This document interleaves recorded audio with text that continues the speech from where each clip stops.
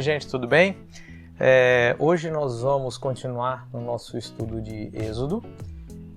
Nós vamos começar hoje pelos capítulos 1 e 2, nós vamos até aí. Hoje nós vamos conhecer um pouquinho de quem era, de onde veio e até onde humanamente Moisés conseguiu caminhar. Tá? Então isso é o capítulo 1 e capítulo 2. Na semana que vem nós vamos ver o capítulo 3 e 4, onde a gente vai ter aí o chamado de Deus na vida de Moisés. Legal? Então eu vou começar com uma oração para que a gente possa pedir para o Espírito Santo vir falar com a gente e logo em seguida nós vamos começar a nossa aula. Vamos lá? Senhor Deus e Pai, eu quero agradecer ao Senhor pelo privilégio de poder pregar a Tua Palavra, pelo privilégio de poder estudar a Tua Palavra, Senhor Deus. E que tudo que eu venha a contribuir com os meus irmãos, Senhor Deus, não venha de mim, mas sim do Senhor. Porque eu, enquanto ser humano, não tenho nada para oferecer, Senhor Deus. Somente a Tua Palavra e a Tua mão poderosa pode tocar os corações, pode levar as pessoas ao entendimento, ao arrependimento e à conversão, Pai. Que o Senhor possa falar comigo, com meus irmãos, Pai, em nome de Jesus. Amém. Bom, Moisés, da onde ele veio, quem era Moisés, nós vamos ver hoje. Então, olha só, eu vou começar a ler aqui capítulo 1 e capítulo 2 e nós vamos parar em cada parágrafo que for relevante para a gente ter entendimento. Legal? Então, olha só. Aqui, a partir do capítulo 1, versículo 1, diz assim: São esses, pois, os nomes dos filhos de Israel, que entraram com Jacó no Egito, cada um com sua respectiva família: Ruben, Simeão, Levi e Judá, Issacar, Zebulon e Benjamim, Dan, Naftali, Gad e Asser. Ao todos os descendentes de Jacó eram 70. José, porém, já estava no Egito. Então aqui te dá um panorama do final de Gênesis, né? Como é que esse povo foi parar lá? Quem era esse povo? Ora, morreram José, todos os seus irmãos e toda aquela geração. Os israelitas, porém, eram férteis, proliferaram, tornaram-se numerosos e fortaleceram-se muito, tanto que encheram o país. É interessante que um texto simples quanto esse aqui mostra que as gerações foram passando, né? Uma geração atrás de outra e obedecendo o princípio que Deus sempre colocou para a humanidade, né? De crescer e se multiplicar. Então é interessante que eles estavam aqui simplesmente cumprindo aquilo que Deus tinha para eles. Aqui não existia ainda perseguição, não existia nada. Eles estavam vivendo tranquilamente lá, só que eles começaram a crescer demais, né? Versículo 8. Então subiu ao trono do Egito um novo rei, que nada sabia sobre José. Disse ele a seu povo: Vejam, o povo israelita é agora numeroso e mais forte que nós. Temos que agir com astúcia para que não se tornem ainda mais numerosos. E, no caso de guerra, alinhem-se aos nossos inimigos, lutem contra nós e fujam do país. Interessante que aqui a gente vê surgir um outro faraó.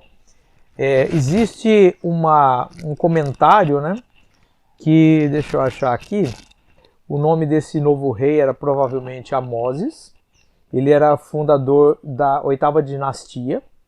E eles expulsaram os governantes Ixos, que eram estrangeiros. E esses Ixos, eles eram semíticos, ou seja, descendentes de Sem, da mesma maneira que os hebreus também eram descendentes de Sem. Então, quando a gente olha essa passagem, a gente vê que surgiu um rei que não tinha nenhum grau de parentesco, nada com eles. E aí esse rei quis dominar sobre a vida deles. E ele não queria que eles fossem embora, que eles poderiam simplesmente expulsá-los de lá, mas eles eram importantes, porque era um povo abençoado. Então o Egito já entendia que a bênção do Senhor estava sobre esse povo. Certo? Continuando então aqui no versículo 11. Estabeleceram, pois, sobre eles chefes de trabalhos forçados, para os oprimir com tarefas pesadas. E assim os israelitas construíram para o faraó cidades celeiros, de Pitom, de Ramsés.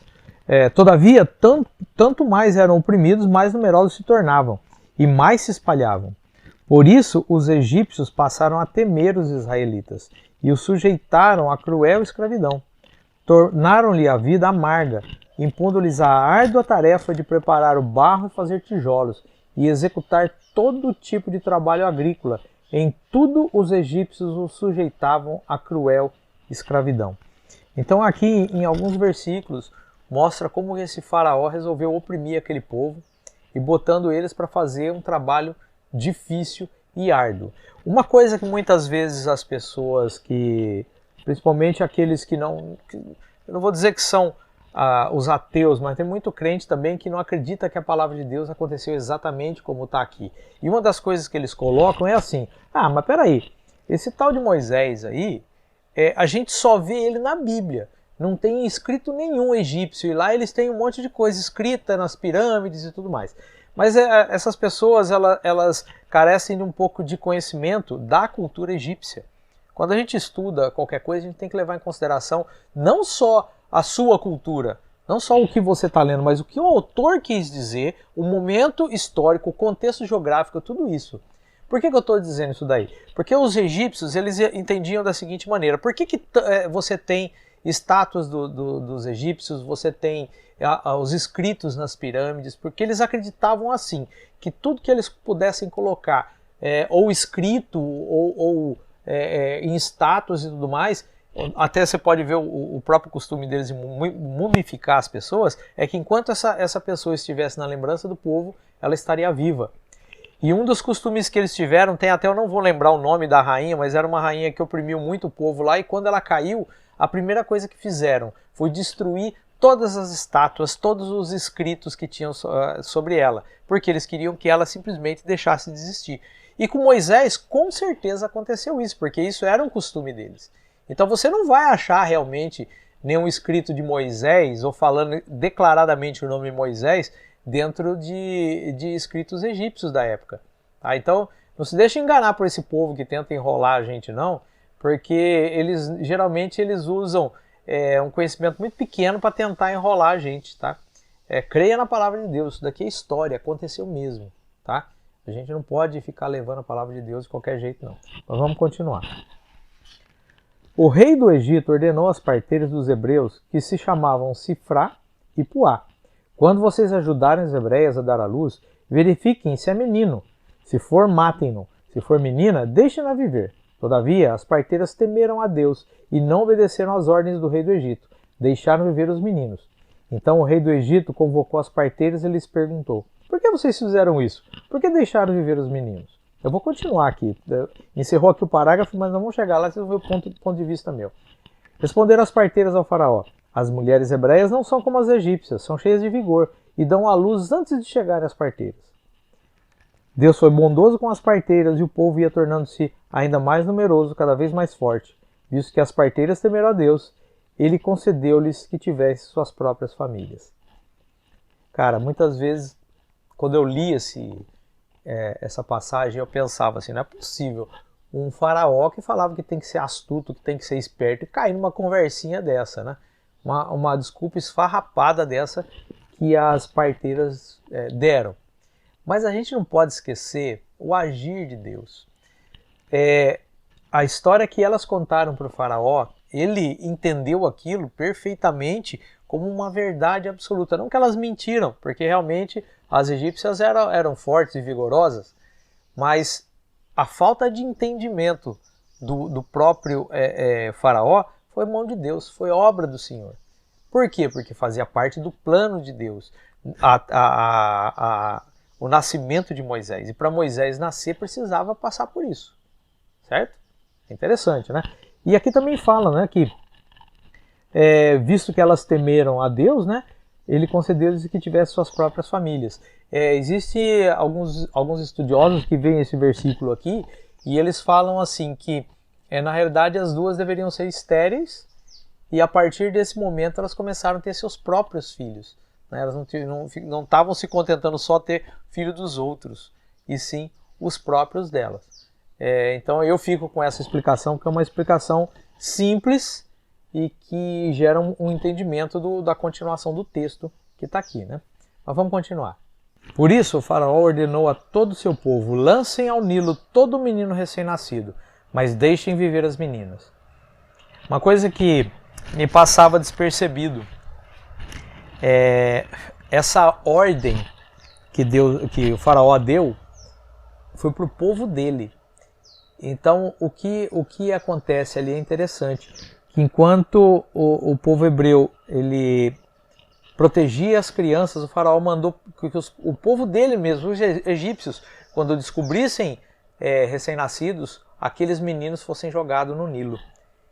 E mal sabia ele que o agir de Deus ia fazer com que Moisés fosse lançado no Nilo. E que esse lançamento dessa criança no Nilo fosse fazer toda a diferença. Capítulo 2, então. Um homem da tribo de Levi casou-se com uma mulher da mesma tribo, e ela engravidou e deu à luz um filho. Vendo que era bonito, ela o escondeu por 3 meses. Quando já não podia mais escondê-lo, pegou um cesto feito de junco e o vedou com piche e betume. Colocou nele o menino e deixou o cesto entre os juncos à margem do Nilo. A irmã do menino ficou observando de longe para ver o que lhe aconteceria. Gente, que mãe que faz um negócio desse, se não for uma mãe que ou confia em Deus, ou então seja direcionada por Deus. De qualquer forma, tanto ela tendo sido direcionada por Deus, que a Bíblia não fala, quanto ela confiasse em Deus, a gente pode ter certeza que era uma mulher de oração, uma mulher que confiava no Senhor, uma mulher que buscava Deus. Porque se não for desse jeito, que mulher que deixa um filho num cesto de junco? Nenhuma. E uma das coisas que me mostra que era uma coisa pensada é que ela deixou com que a filha tomasse conta do menino, né? Que a filha fosse lá e olhasse o que aconteceria. Vamos ver aqui, ó. A filha do faraó desceu ao Nilo para tomar banho. Enquanto isso, as suas servas andavam pela margem do rio. Nisso viu o cesto entre os juncos e mandou sua criada apanhá-lo. Ao abri-lo, viu um bebê chorando. Ficou com pena dele e disse: "Esse menino é dos hebreus." Então a irmã do menino aproximou-se e perguntou à filha do faraó: "A senhora quer que eu vá chamar uma mulher dos hebreus para amamentar e criar o menino?" "Quero", respondeu ela. E a moça foi chamar a mãe do menino. Então a filha do faraó disse à mulher: "Leve este menino e amamente-o para mim, e eu lhe pagarei por isso." A mulher levou o menino e o amamentou. Tendo o menino crescido, ela o levou à filha do faraó, que o adotou, e lhe deu o nome de Moisés, dizendo: "Porque eu o tirei das águas." Que é esse o significado do nome Moisés, né? Tirado das águas. Olha que coisa interessante, né? A mulher confiou em Deus, colocou o filho no cesto e ele foi. Voltou para a mão dela depois, trazendo sustento para ela, a família dela e para o menino, trazendo segurança que essa criança não ia se perder e trazendo o filho dela de volta. Olha como Deus é maravilhoso, né? Fez tudo isso de uma vez só. E quem foi a pessoa que serviu de vínculo? A irmã dele. A própria irmã fez tudo isso acontecer. Lógico, foi Deus que fez, né? Não foi a menina, mas a própria menina estava ali no meio de tudo aquilo. Interessante, né? Vamos continuar aqui agora. Depois, a gente pode perceber, antes de continuar a leitura aqui, só um comentário. A gente pode perceber que Moisés foi criado como hebreu. Ele foi criado nos costumes, sabendo quem ele era, sabendo quem é o povo dele. Apesar da Bíblia não falar, mas quanto tempo levava para desmamar uma criança naquela época? Os estudiosos dizem que era em torno de 3 a 6 anos de idade. Então ele teve tempo suficiente para ser criado como hebreu, criado como alguém que tinha alguma coisa. Talvez a própria mãe falava: "Você vai salvar o povo do Egito de toda essa escravidão." A gente não sabe, a Bíblia não diz isso. Mas isso mostra que o coração de Moisés já tinha alguma coisa desse tipo. Quer ver só? Vamos continuar aqui que aí a gente vai ver essa parte. Certo dia, sendo Moisés já adulto, foi ao lugar onde estavam seus irmãos hebreus e descobriu como era pesado o trabalho que realizavam. Viu também um egípcio espancar um dos hebreus. Correu a olhar por todos os lados e, não vendo ninguém, matou o egípcio e o escondeu na areia. Aquilo que talvez a mãe de Moisés colocou no coração dele, ou até o próprio Deus colocou no coração dele, ele está tentando resolver com a força do próprio braço. Nós podemos aprender com essa situação. Se Deus te dá uma missão qualquer, você deve cumprir essa missão, mas não na força do teu braço, na força do braço de Deus, no forte braço de Deus. A gente tem que abrir os olhos para isso. Qual que é a missão que nós temos hoje? Pregar o Evangelho. Mas nós não devemos fazer isso de qualquer jeito. Os meios não justificam os fins. Isso é uma falácia quando fala assim, os fins justificam os meios. De jeito nenhum. Nem fim justifica, nem meio justifica. Nada justifica. Você fazer alguma coisa errada, por exemplo, pregar uma mentira. Por exemplo, para mim é cômodo para trazer a pessoa, vem para Jesus que você não vai ter mais problema na tua vida. Isso não é verdade. Não é verdade. Deus não compactua com a mentira. Então a gente tem que aprender com Moisés nesse ponto. Vamos continuar aqui. Ó. Olha como a mentira tem pernas curtas. Ó. No dia seguinte saiu e viu 2 hebreus brigando. Então perguntou ao agressor, por que você está espancando o seu companheiro? O homem respondeu, quem o nomeou líder e juiz sobre nós? Quer matar-me como matou o egípcio? Moisés teve medo e pensou, com certeza tudo já foi descoberto. Ele tentou enganar, tentou esconder, mas não tem jeito. As pessoas veem, tudo de errado que acontece, alguém vai ver. E o que Moisés fez? Vamos continuar. Quando o faraó soube disso, procurou matar Moisés, mas esse fugiu e foi morar na terra de Midian. Será que faraó gostava realmente de Moisés? Será que ele já não tinha uma certa birra porque ele estava atendendo um capricho da filha? Talvez uma filha mimada, que ele estava criando esse menino lá como egípcio, mas sabendo que ele era hebreu? É uma coisa para a gente pensar, não é? Mas enfim, isso a Bíblia não fala, a gente só está conjecturando. Vamos continuar. Ali assentou-se à beira de um poço. Ora, o sacerdote de Midian tinha 7 filhas. Elas foram buscar água para encher os bebedouros e dar de beber ao rebanho de seu pai. Alguns pastores se aproximaram e começaram a expulsá-las dali. Moisés, porém, veio em auxílio delas e deu água ao rebanho.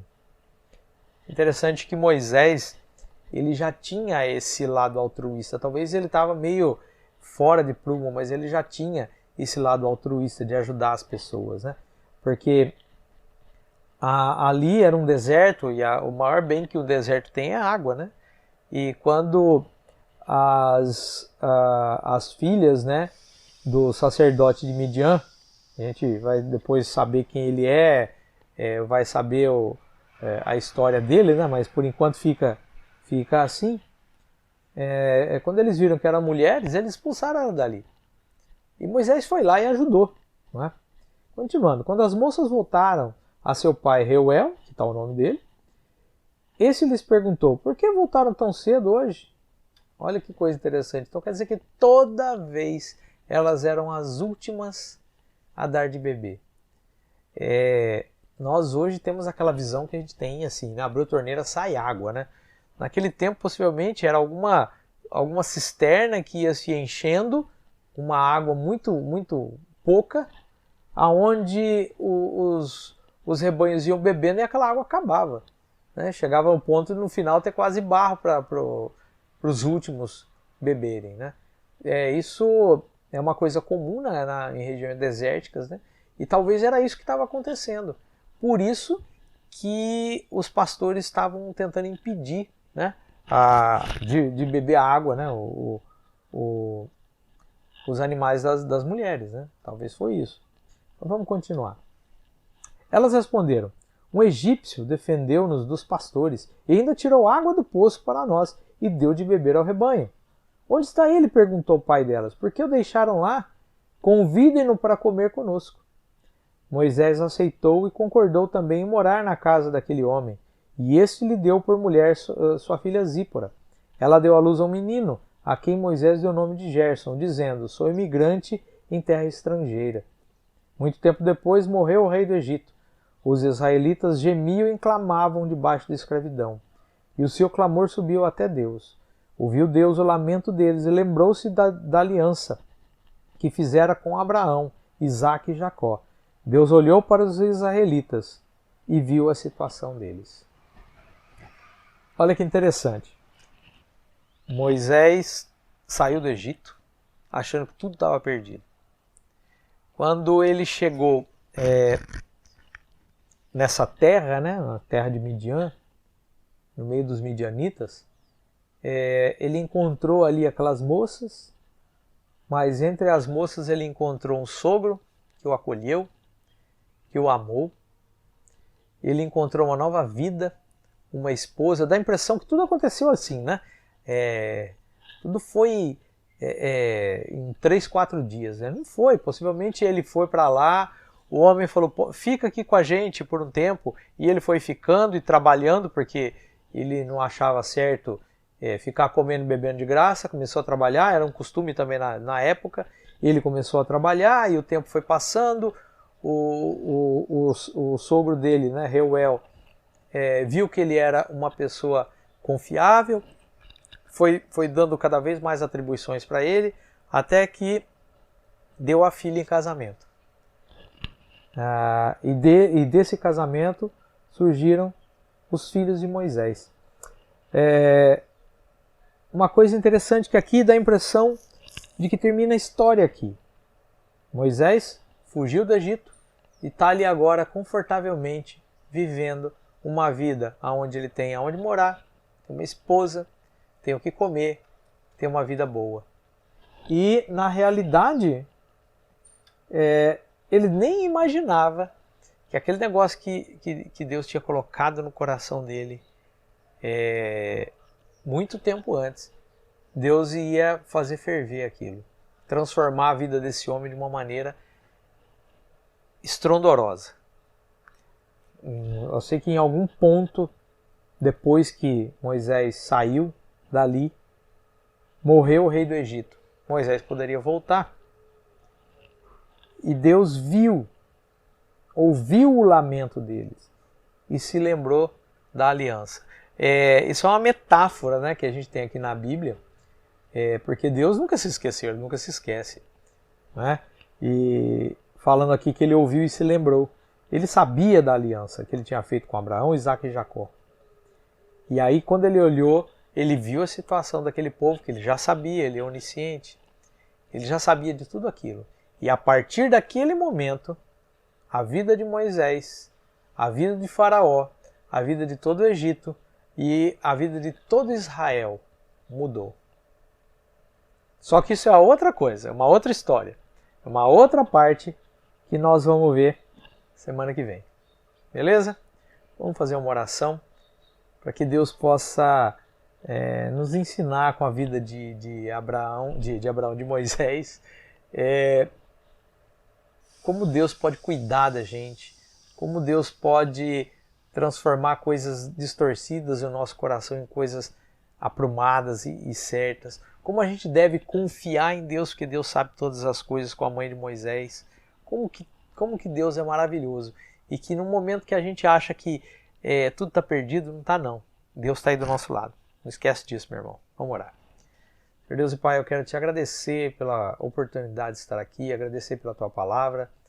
Eu quero pedir por cada irmão meu que ouviu essa palavra, esse pequeno texto que a gente está lendo aqui, essa meditação simples, que isso tenha profundidade pelo teu Santo Espírito.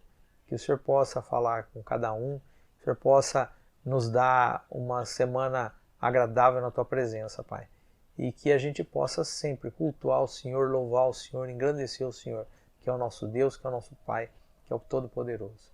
Em nome de Jesus. Amém. Semana que vem nós vamos continuar. Se você já quiser leia capítulo 3 e 4, que a gente vai ver o chamado de Moisés. Beleza? Até mais.